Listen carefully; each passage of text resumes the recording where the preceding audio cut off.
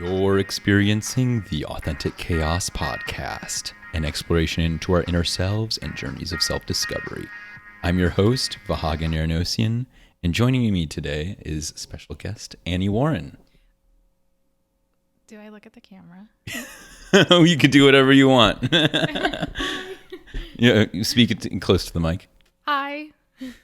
So Annie, would you like to tell the audience a little bit about yourself?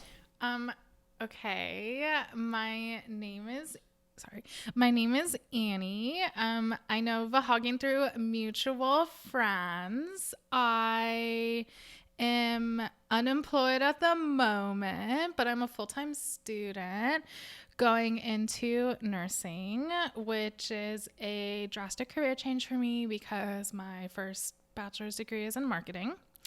And I worked in the retail side of planning for 5 years prior to this. So that's a big change. I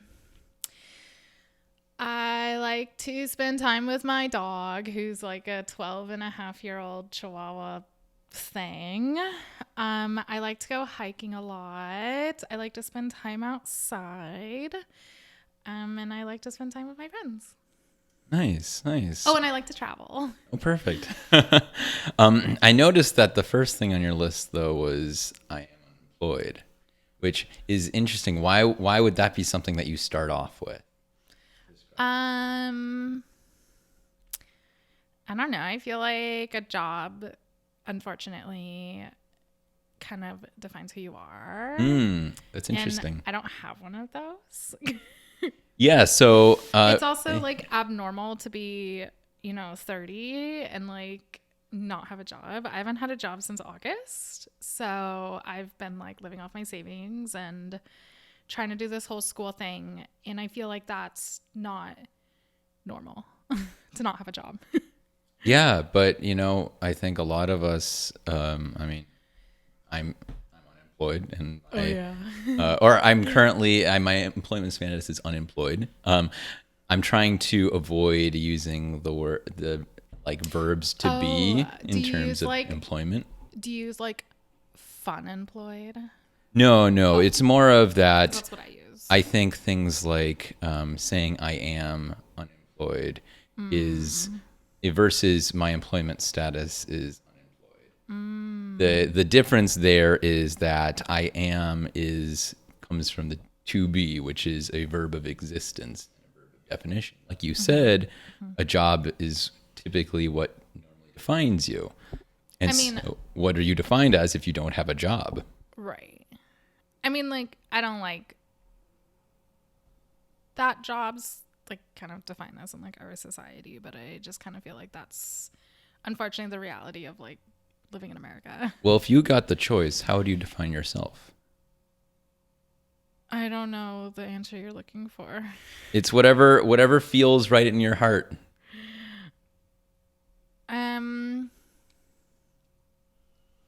Wait, can the question be like what's like 5 words that like define you instead? Sure. Yeah. Okay, that has like better guidelines. Sure. Like weird, extroverted, empathetic, caring, and outgoing.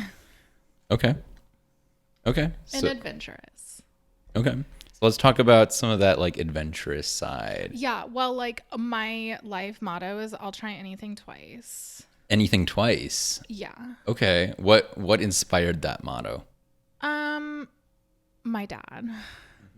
My dad inspired it. I always grew up with the saying that like life begins at the edge of your comfort zone, and like do what you can to like get yourself to that feeling of being uncomfortable because we have so much comfort at home. I think that's why I like traveling so much. Traveling is such a form of adventure, and when I travel, I like to be uncomfortable because you come home and then you're comfortable again.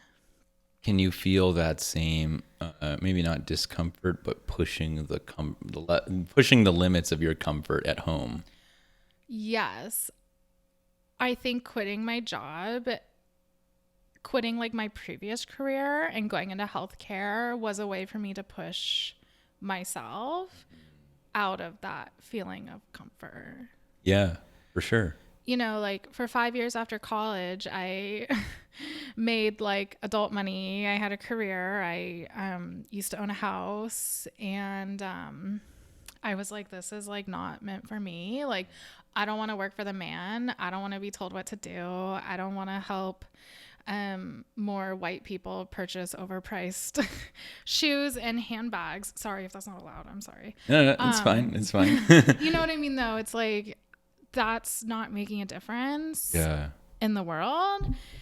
And like, you know, I haven't traveled to the point where I've seen war, diseases, or natural disasters, but I've traveled to the point where I've seen like extreme poverty and developing nations, and I feel a moral responsibility for who I am, that if there's a way to help that, I need to do it to the best of my ability.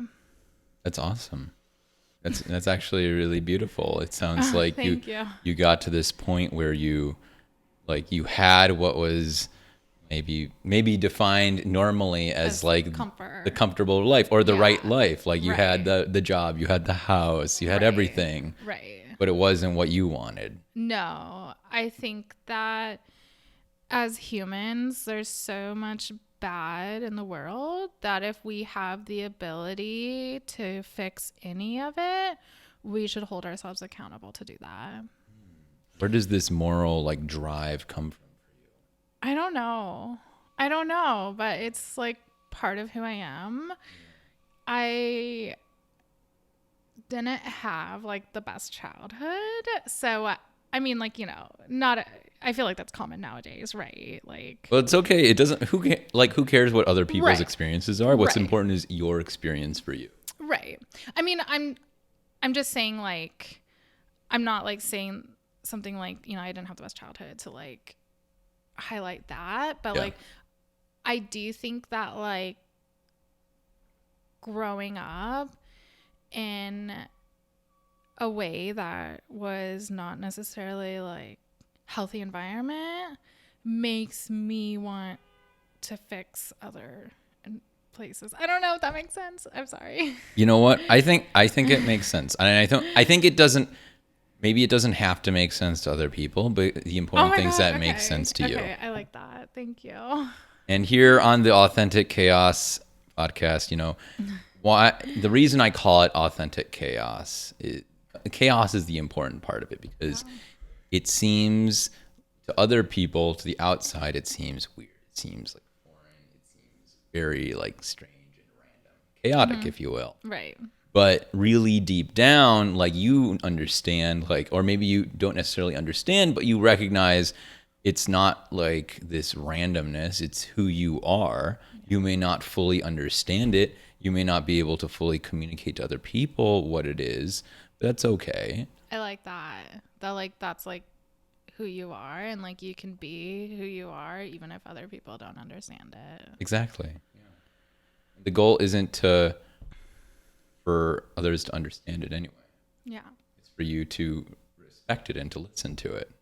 I also think like, I guess going back to like why you asked, like, why do you think you have this like moral drive to like go into healthcare? But I don't think it's necessarily healthcare. I think it's just like a moral drive to take care of people Yeah. and to try and make people have a better life. I think like that wasn't given to me as a child. And so now I want to be the person who gives that away. And that's very respectful. Like, do you feel like a fulfillment from Yeah. that? Yeah. That's awesome. Yeah. That's what a lot of us, I hope, strive for, that fulfillment. Yeah. And you know what? It doesn't have to be your job that provides you that fulfillment. Oh my gosh, of course not. Like, I think so many people get fulfillment from outside of work. For me, I wasn't getting that outside of work, and I needed something bigger than, you know, hiking on the weekends, skiing in the winter, hobbies. I needed something more to give me a purpose in my life. Let's talk about that a little bit, like the difference between the purpose and the hobbies, because I feel like a lot of people have hobbies. I think a lot of people have like what they've identified as a purpose. I agree with you. So, how did you differentiate the two? Growing up as a kid, my dad, who I'm the closest to, had a lot of hobbies, and he found like relief from like an unhealthy home life in his hobbies. And I saw that, and like I was like, okay, like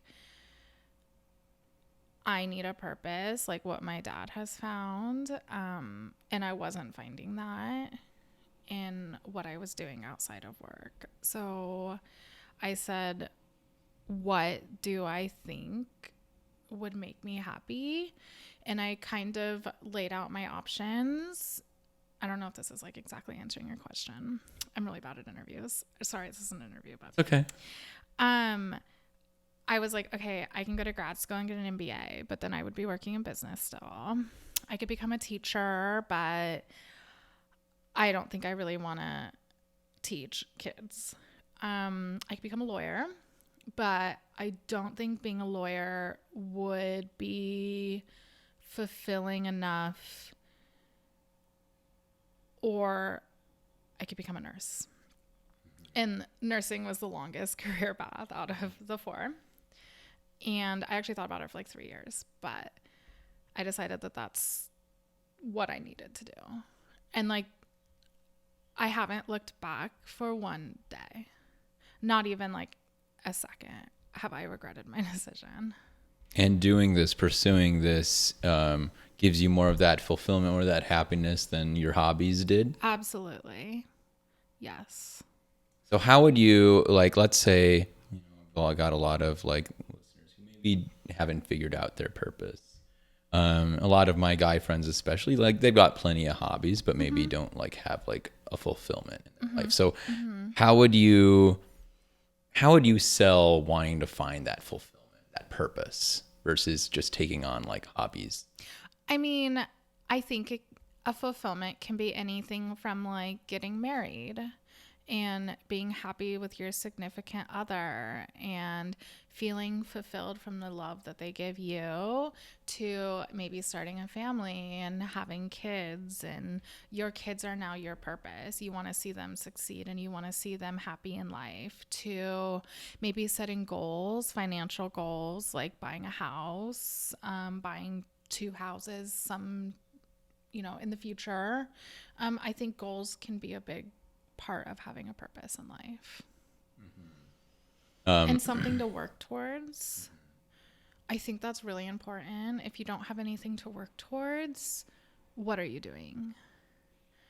Like, are you just going day by day, doing the same thing every day?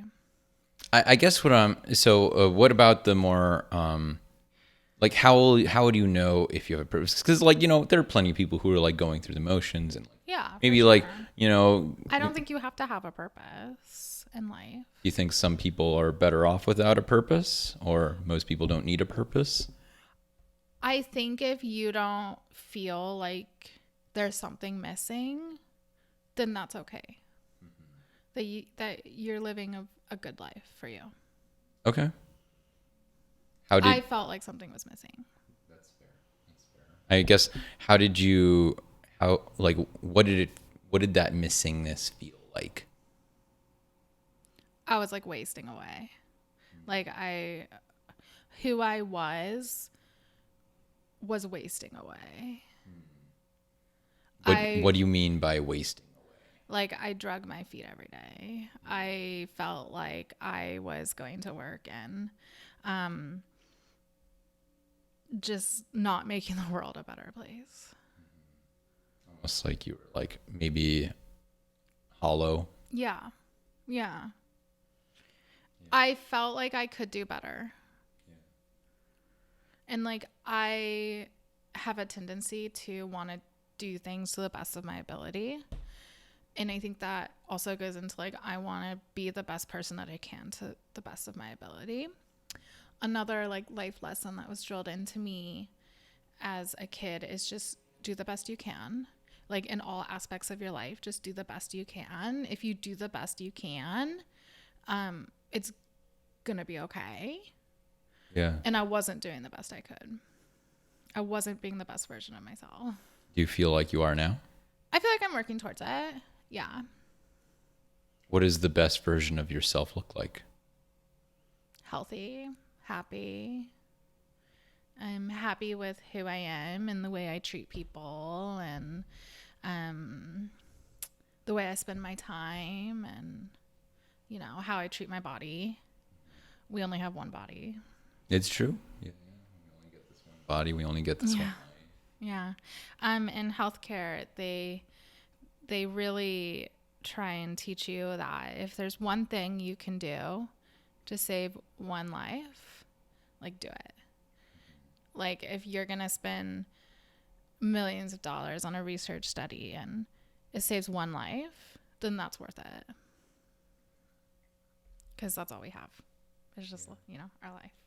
Yeah, yeah. I think it's easy to get lost in the other details. Yeah, for sure. Minor For tribulations. Sure. I agree with that. Yeah. I do think that traveling can help people see that the little details in life are not as important as they think they are. You know, like the color of your walls, the color of the car you drive, whether you got that stain out of your rug where your friend spilled wine, like, Yeah. You know, whether your iPhone is a model or two in the past, like, I think that we take a lot of that for granted. Yeah, yeah. And I mean, like, with that being said, like, I mean, I'm sure I complain about things all day long, you know, that like I don't need to, or, you know, I take things for granted all the time that like I probably shouldn't, but I try really hard not to. And I try every day to be grateful for what I have. What does that gratitude look like for you? I tell people that I love them a lot. I think my friends and family would probably back me up on that. I tell my friends and family that I love them all the time. I just, I mean, I don't pray because I grew up agnostic. I actually feel very fortunate about growing up with no religion. Because I personally don't believe in organized religion. I'm sorry if you're religious. So I don't pray, but I try and express gratitude every day for what I have. That's beautiful. Do you have like a gratitude practice specifically? Or? No, I don't. I just try and think daily about what I'm grateful for. That's good. I mean, that's a practice in itself. Gratitude is an attitude. Gratitude is an attitude. I love that. Yeah. Even something like, I've noticed that even something like just listing a couple things, like 3 things that you're grateful for. Yeah. Like being honest about it. It helps. I have this like list on my phone of all the hard things I've done. And it's like, I don't know, maybe 10 or 15 things. And like when I'm really struggling and I'm like, oh my gosh, like, can I get through this? I like look at that list and I'm like, wow, like if I can do this, all these things, I can get through whatever is in front of me right now. Yeah. What are some of the things on the list? Oh gosh. Oh no. Maybe I'll just read like the mild. You can just read whatever you want.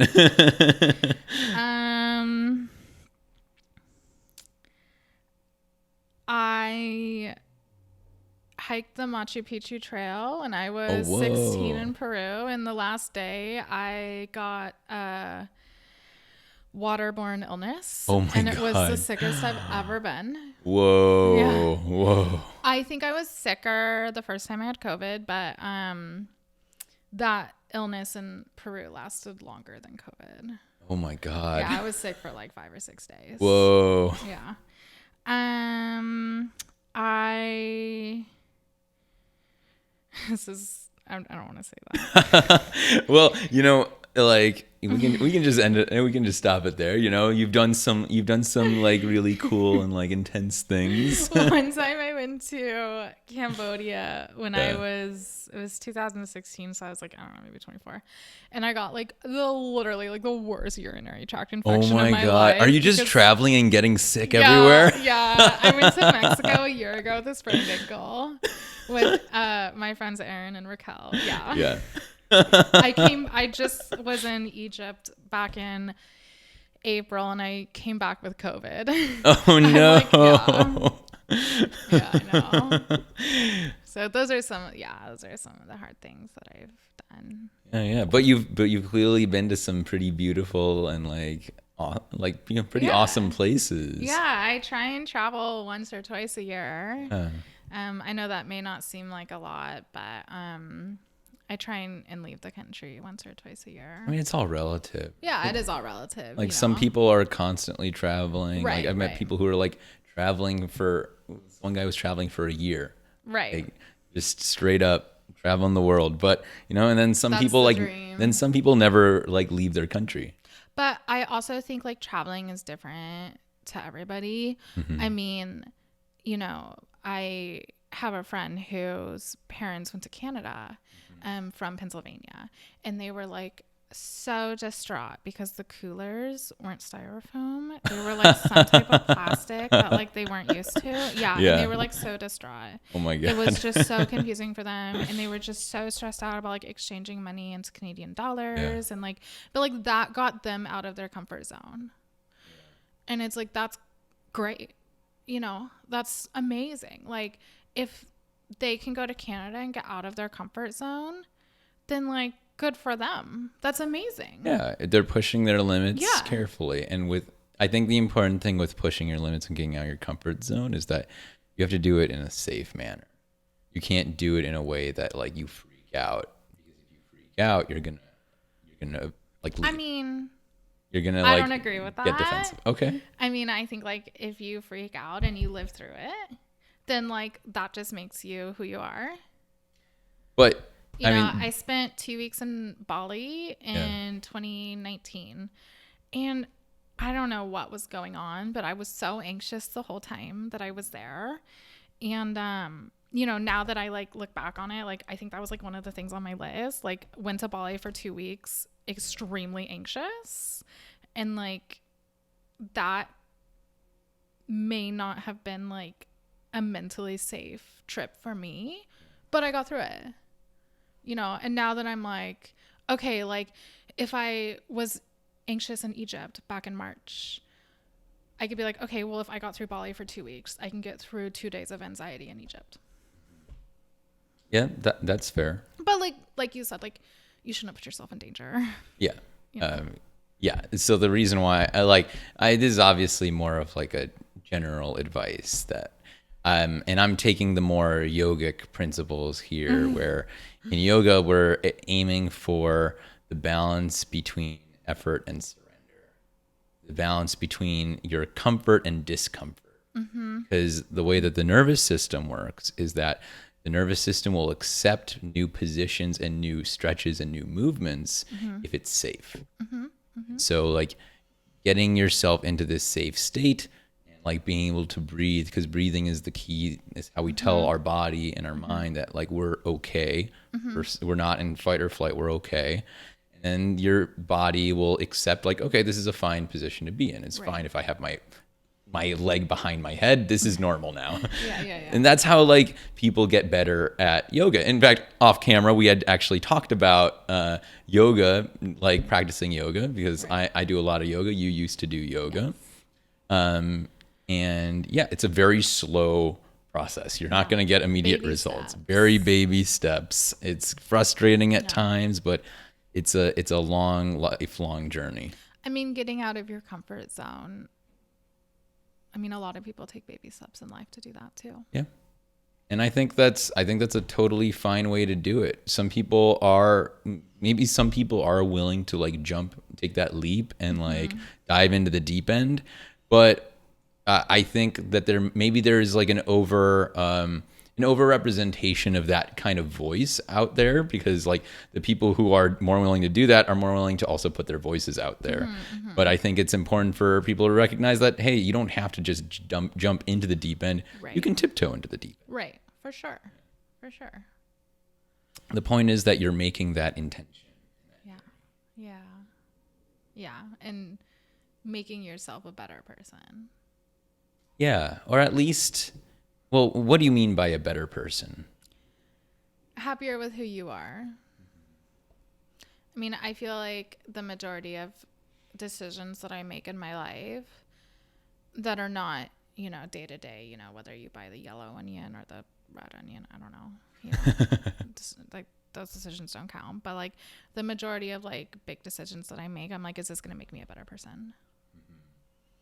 Like, is this going to make me happier with who I am? Do you have an example of like a recent decision where you came down to that question?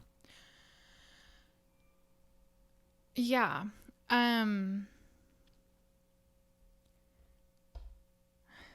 I decided not to apply to University of Montana nursing school because Montana has very strict abortion laws. And, with that being said, nursing program is 12 months long to get an RN. So I wouldn't live there forever. And I am applying to Wyoming, which is a safety school, although I really, really, really hope I don't have to go there. That's last resort. But I decided to focus most of my efforts on Nevada and Colorado because I want to live places that are more supportive in who I am and my gender. So I pulled my application out from Montana. That's great. I'm glad that you stuck to your morals. Yeah. Yeah. How did it feel to make that decision? Because I imagine it couldn't have been like 100% easy, right? Yeah. I used to live in Montana. I used to live in Missoula. I have friends there. One of my very, very closest friends in life still lives there. I know she's disappointed that I'm not applying to their college. And part of Montana is like comfort for me.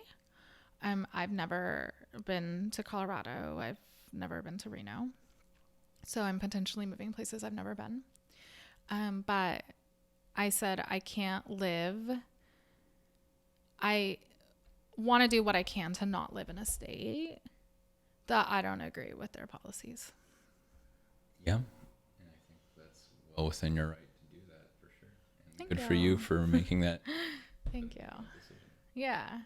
I think a lot of I mean, I don't know if everyone would have made a decision like that, but it shows that your moral character and what is important to you. Yeah. Yeah. I don't know how deep you get on these podcasts. It's almost like you haven't listened to any of my podcasts. Oh, I'm sorry. I have. I don't know. No, I'm just teasing.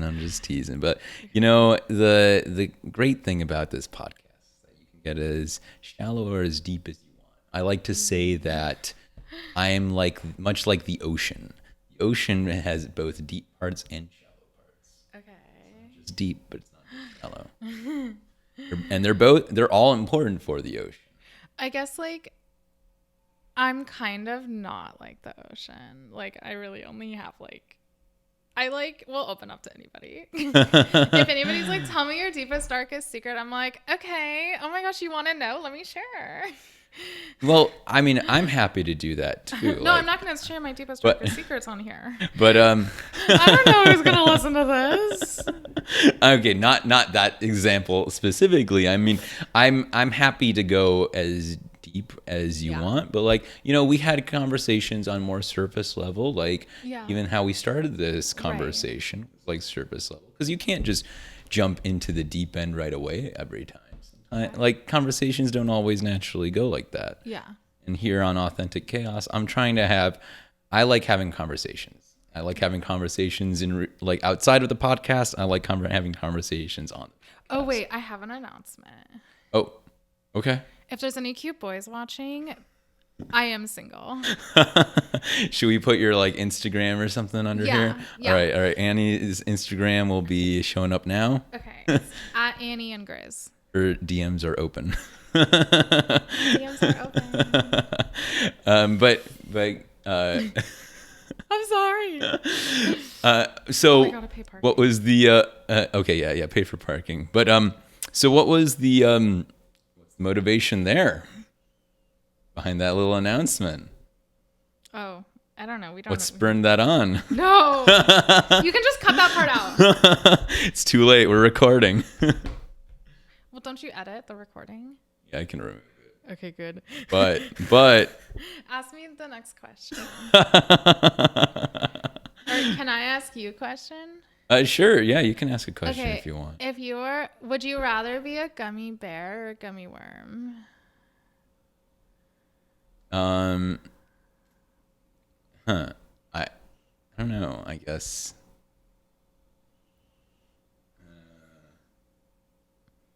Do you want a different question? It just I don't see the difference between the two. Okay. If you were starving in the woods and you came across a dead snake already dead, would you eat it? Yeah, probably. Even though it was already dead? What do you mean? Isn't most of your meat already dead? Well, you don't know like if it has like bugs in it. You check. I mean, you cook it. You do have to cook it because Yeah. snake meat is very poisonous if it's not cooked. I learned that on Naked and Afraid. Yeah, I mean, also like you grab raw chicken at like QFC and like eat that. I buy my chicken pre-cooked. You buy your chicken pre-cooked. Yes, I don't like to cook. Wait, why don't you don't like to cook? Why not? It's just, I don't know, tedious. I cooked for like 5 years. I don't like to cook anymore. Like you cooked? Did you cook like for yourself for 5 years? I cooked for myself. Yes. Okay. What about cooking is so tedious for you? Just like takes so long. I eat like a lot of salads. I eat like a salad every day because I don't like, because I don't like to cook. Okay. Well, I mean, that's very healthy, like eating salads. It's interesting. I love because I love cooking. I think I would eat the snake. You would eat the snake. Yeah. How would you cook the snake? Okay, in this scenario, you have a lighter. Well, no. I don't mean in this scenario, but if you had a whole kitchen, let's say You like, can't have a whole kitchen if you're stranded in the woods. all right, new scenario. Okay. Now you have a whole kitchen. You've got a snake. You've got to prepare From the it. grocery store? Tell me how you're preparing it. From the grocery store. You got the snake from the grocery store. Yeah. Okay. QFC's foreign meat section, roadkill section. I've never had snake. I've heard it's very, very like tough and Have chewy. you had any strange meats in your life, Vahagan? Oh yes, I've eaten horse before. Where the heck did you have horse? In Japan, in like an izakaya in Japan, I had raw horse. Raw? Yeah, horse sashimi. Did you like it? It was fine. It kind of tasted like beef. Yeah. Oh, interesting. In Iceland, I tried whale, and that one was really bizarre. Because since whale is a Adipose fat tissue, probably. Primarily fatty. well, no, and it's not that it's fatty, but since it's a mammal, it has muscle tissue, Right. and so you see this thing, and it looks like steak, but it tastes like fish. Weird. It throws your brain for such a loop I that it's wanna try uncanny. whale. I definitely recommend going to like a nice restaurant for it because you Yeah. want a place that will like ethically source your whale. You don't want like Right. ideally something that's like more farmed than like you don't want to like promote illegal hunting, but like there are still tribes, still like groups that will like do something. Right. So ethically source your whale if you're gonna eat it. I will not probably try it again. So like I would try it. my rule with food, my motto with food is I'll try everything once. Once. Why not twice? Because if I don't like it, I'm not gonna try it Oh, again. I'll try anything twice. I mean, I have been making like some like adjustments to that, but I don't think I need to try whale again. What's a food you would love? What's a food you haven't tried yet but you want to try? Balut. Balut. It's like the duck embryo in Vietnam. Oh yeah. Yeah, I really, really want to try that. Yeah. It's like oops, sorry, I did it again. They like crack open like a fully formed duck embryo, and there's like a baby duck like wrapped in like the egg like embryo. I would definitely try that. I would try it too. What about fried guinea pig? Guinea pig's a delicacy of Peru. Did you try it when you were in Peru? No. Why not? I didn't, but I want to. Because I was 16. But I would totally try it now. What about puffer fish? Oh, absolutely. Aren't they poisonous? Yeah, they could be deadly. Yeah, I'd probably try it. Is it safe once it's cooked? No. It has to be it depends on how they prepare it, but they don't usually cook it. So I don't know. Usually it's served as sashimi, and in Japan it's not, you can't go to a normal sushi place for puffer fish. I'd have to know more. The government has to give you a certification to be able to prepare puffer fish. Okay, yeah, I think I'd try it. I had stingray in Malaysia. Oh, what was that like? Very, very, very bony whitefish. But it was good. So, I don't know, like a flounder or something. Like I'm trying to think of like. No, it was like full of like cartilage. Oh, yeah. Okay. Yeah. You know when you eat salmon and not the like long skinny bones that get stuck in your teeth, but like kind of like the more cartilagey bones that you can just chew? Yes. You know what I'm talking about? Yes, it was like full of that. Okay. Yeah. It was good though. It was barbecued. Oh, nice. That was in Malaysia. That sounds delicious. Yeah. Did you have any, I mean, you were in Cambodia, right? I was in Cambodia. Did you try any fish amok? No, what is that? It's there, so. I was only in Siem Reap. Yeah, you can get it in Siem Reap okay. too. So it's a coconut curry fish dish. So maybe it's like this coconut curry broth thing with chunks of fish, small chunks of fish shredded in the broth itself, and then like larger fillets of fish like in it too. Sounds good. Maybe it is I was really there delicious. 7.5 years ago, so it's Yeah, been a hot second since I've been in Cambodia. Yeah. We talked about that because like I had just gone to Cambodia, and you saw some of the photos. Yeah. Did you like it? It was such a beautiful country. I agree. I would love to go back. They have a lot of sad history, but beautiful, beautiful country, and very, very beautifully kind people. 100%. Did you go to Laos when you were in South? No, Laos was out of our budget. When I went to Asia to do my Southeast trip, that wasn't Bali. That was back when people still saw travel doctors. I don't think people see travel doctors anymore because I haven't seen one in probably like 4 years. Yeah, same. I think the last time I went to a travel doctor was right before my trip to Argentina in like 2016. I think the last time I went to a travel doctor was 2016 too. Yeah. And they said if you go to Laos, you need to take malaria medicine. And, malaria medicine is $10 a day. We were going to go for a week. Plus, you got to take it about 5 days before you enter the country. And then 7 days after you leave, plus a $200 visa. We said that's not really in our budget, so we didn't go to Laos. But I've heard some amazing, amazing things about Laos. The visa's at least gotten a lot cheaper. It's only like $40. Oh my gosh. But if you pay in cash, you need crisp dollar bills. U.S. dollar bills? Yes, U.S. dollar bills, and they need to be immaculate. Why? Because they will check. They will check every single bill you give them. And because it's difficult for them to exchange the currency, they need it to be as new and as fresh as possible. So if it's an old bill, they can't take it. Interesting. If it has like a smudge on it, they can't take it. Interesting. It's crumpled up too much, no good. And like we had people, so when we were going to Laos, we were doing the border crossing, paying for the visas, and one of the like border crossing agents like ran after one of the people in our group, being like, "This 20 isn't good. Oh You my have to gosh. give me another one." Oh my gosh, did he have another one? Yeah, Oh, someone had good. another one in the group, Good. so luckily that was okay. But Yeah, there's some funky things that you encounter while traveling abroad, that you wouldn't think What are of some? here? Let's go back to a topic we mentioned earlier about how traveling maybe makes some of the little details in your life, like puts into context some of the little details in your life. Oh, yeah. What has do you feel like traveling has done to recontextualize some of the things in your life? It makes me not as concerned about my living conditions. I mean, I guess concerned isn't the right word, but like I think it has made me very, very low maintenance with my living conditions. Because, in the majority of developing countries, I'm sure you've noticed this, is people live in such small, confined spaces that they don't spend time at home. After work, everybody's out. Oh yeah.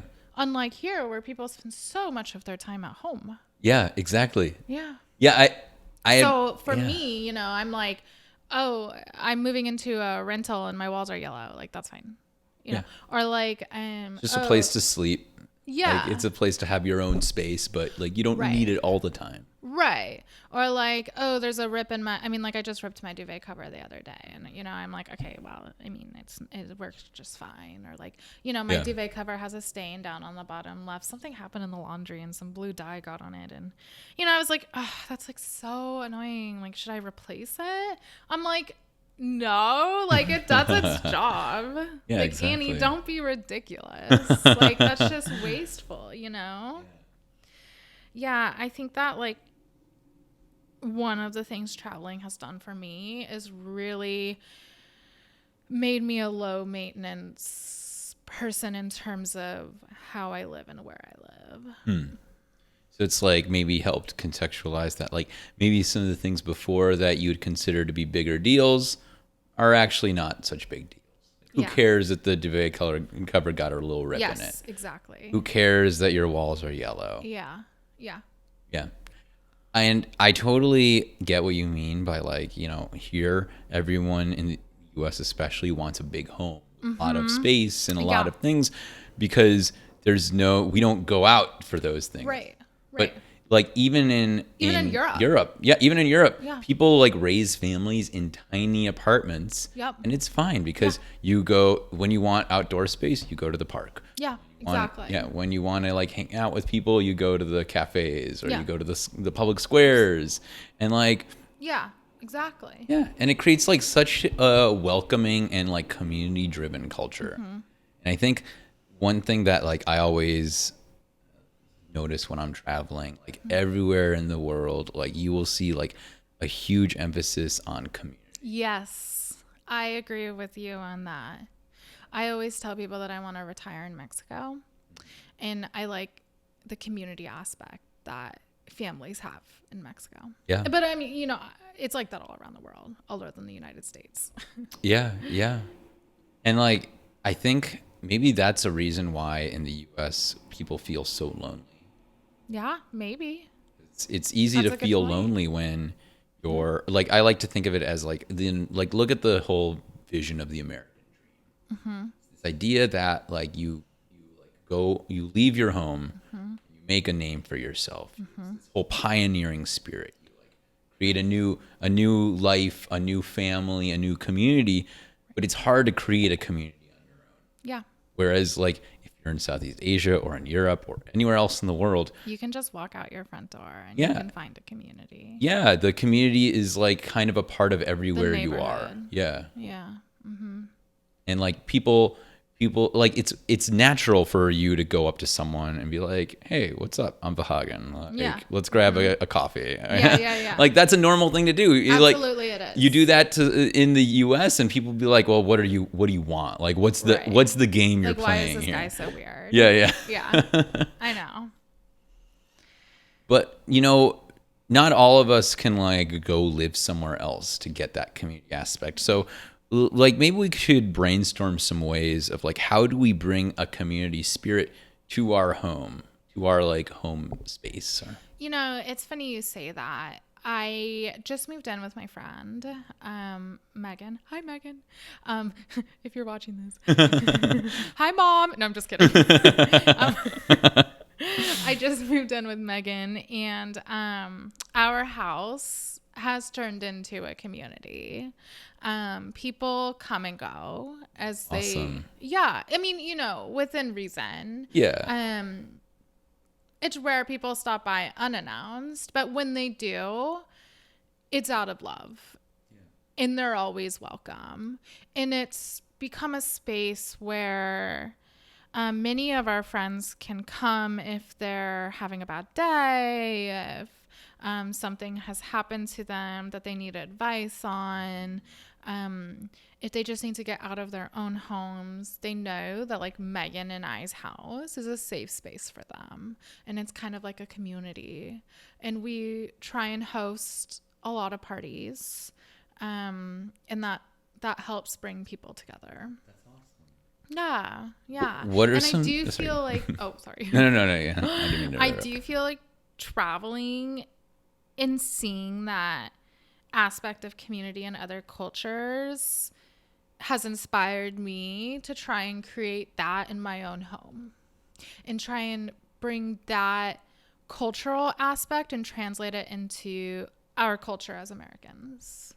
I think that's a beautiful sentiment. Thank you. You can come over whenever you want. I'd be happy to come over. Okay. I haven't been over yet, but I'd be Okay. happy to see your home. Okay. Well, you're not coming over to see my home. You're coming over to be part of the community. I you love can being. have a house I tour. love being part of community. So I'm happy to Me be too. welcomed into the community. I'm like a total extrovert. So me too. I find that I go through waves of extroversion and introversion. Yeah. What are some ideas for how other people could create their own little community spaces, create their own safe spaces, like from their homes, or Yeah. foster that community? Yeah. From the time that I was in my first undergrad in college, I was always kind of the person that like brought people together.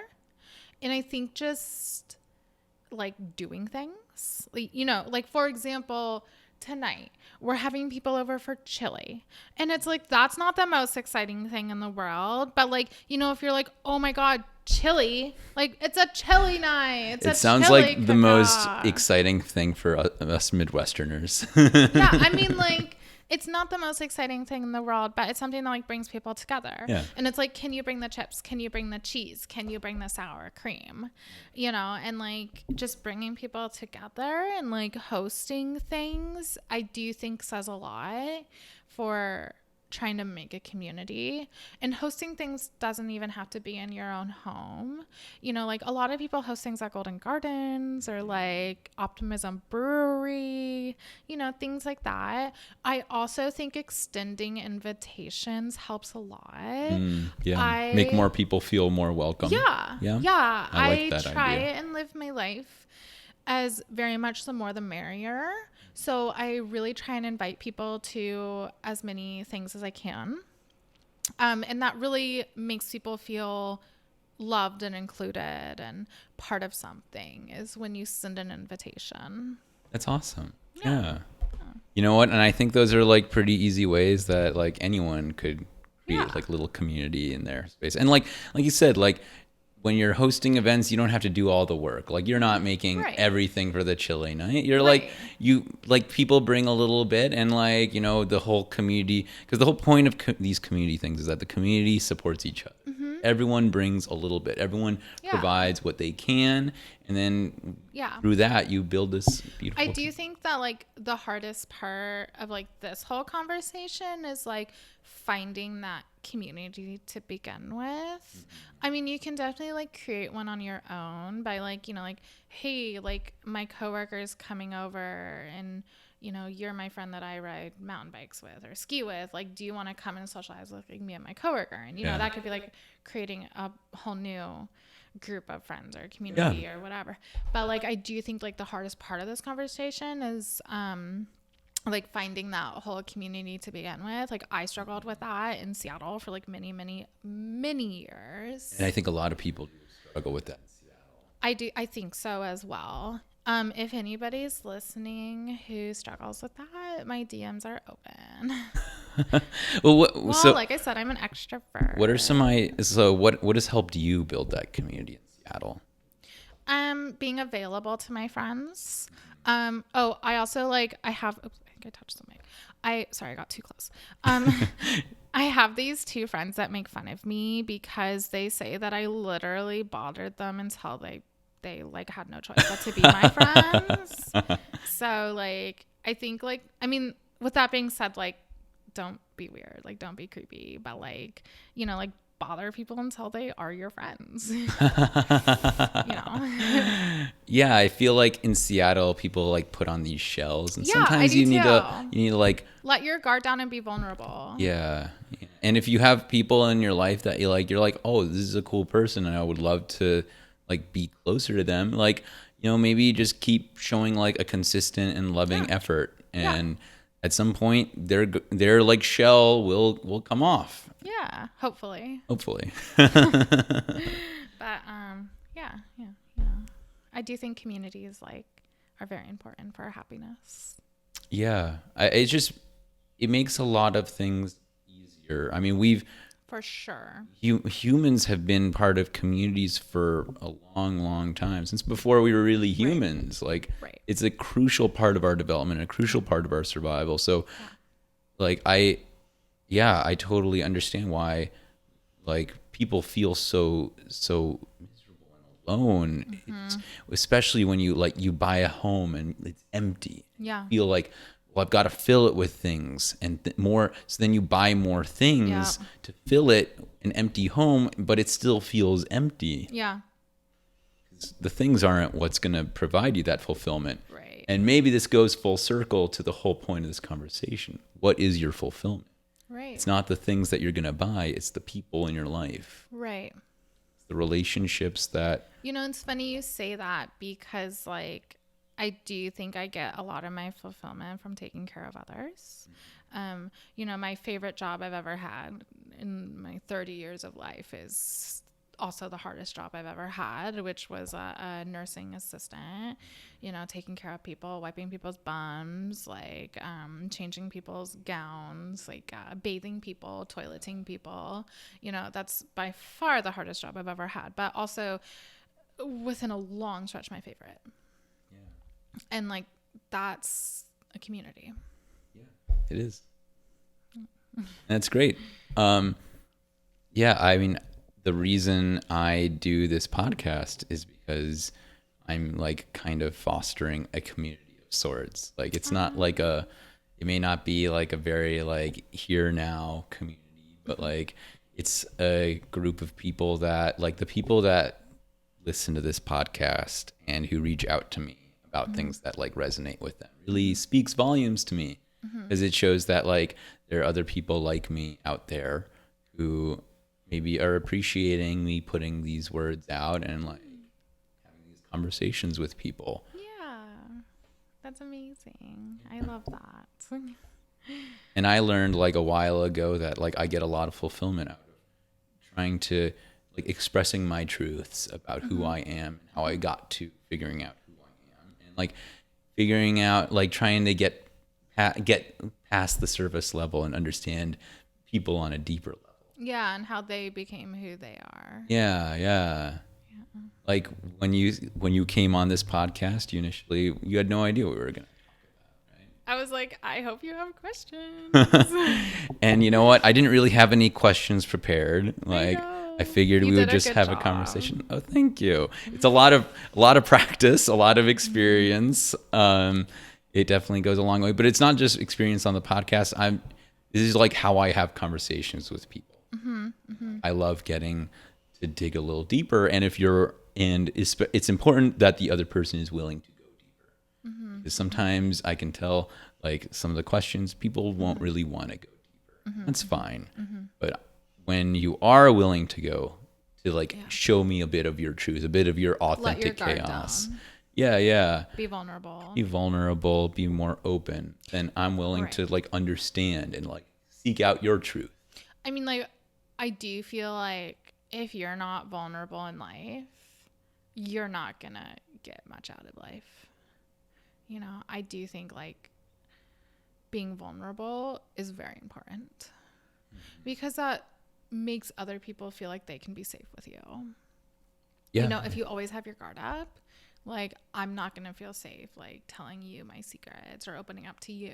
Or if you always have your guard up, like, why would I even, like, open up to you, you know? Oh, for sure, for sure. I mean, and it's only natural. People don't want to, like, because it's uncomfortable talking about. It may not be. I don't like to call them vulnerabilities. I like to call it your shadows. That's a good. Because like vulnerabilities seem like they're weak spots. Yeah. And you don't want to like show the world your weak spots. Right. But if you instead view it as like shadows, these are parts of you that may seem like scary monsters, but once you change your perspective on them, Yeah. they're actually just your shadow. Yeah. They It's define who you are. It's part of you. Just like you can't have shadow without light. So the things you like about yourself, you probably have some things you don't like about yourself. And that's only natural. For sure. And when you're... I'm a millennial. I grew up during Y2K. Yeah. Same. Like, pretty sure Paris Hilton was called fat. So. Yeah. Yeah. And like, I think there's something to be said about once you embrace your shadow, recognize for what it is, you can have this more holistic view of yourself. And other people are more comfortable being like more open with you. Yeah. Create this, just like you have opened your home as a safe space for people, you can open up your relationships as safe spaces for anyone to come. Absolutely. And I think that goes back to like the community thing. Like, to make a community, you have to be vulnerable. You have to like open up. You at least, yeah. I call it being open-hearted. Yeah. Yeah. Like you have to, like, it takes a lot of courage to open your heart to the world. It does. It means that you're vulnerable to being stabbed in the heart. Yes. But if you're not driven by that fear, if you cast away that fear of being like stabbed in the heart, there's a lot of love you can accept by opening up your heart to the world. Yeah. And I totally agree. Communities thrive off of that love, off of being that central source of love. Yes. So be that central source of love, dear listener. If you are interested in being this source of community, maybe first you should try to be that source of love within yourself. Or you could DM me.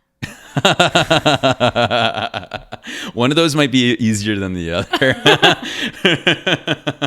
Her DMs are open now. The journey inward of understanding your heart can take some time. Well, Thank you for having me. Yeah, of course. This has been so much fun. Thank you for letting me sit here for an hour and talk about myself. I've had a great time listening and like understanding more about you. Would you like to say any last words to conclude? I don't know. What do people normally say as last words? Don't worry about what other people say. Okay. What feels like the right thing to say? Thank you for having me. I'm so grateful that I'm here. I'm grateful that I get to see your space and that I even know you.